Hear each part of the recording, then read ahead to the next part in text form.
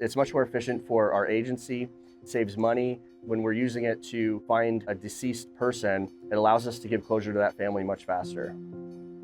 My name is Brandon McDonnell. I'm Executive Officer with the Sumter County Sheriff's Office Underwater Search and Recovery Team, and I'm born and raised in Central Florida.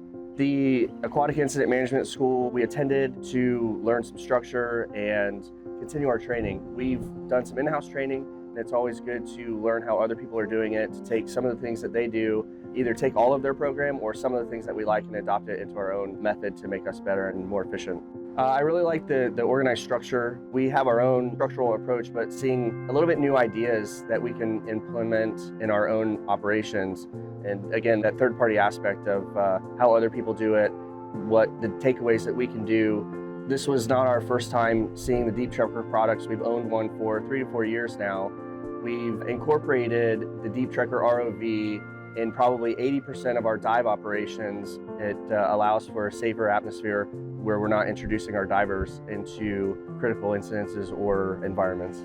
I think that once you understand how the ROVs work, how you can benefit from them, I believe that there can be a very cohesive environment between the diver and the drone. More importantly, for the safety aspect of it, that I'd rather put a drone in the water and then confirm whatever it is that we're looking for and then send the actual diver down there, and it reduces time that they need to be in the water or at any kind of risk.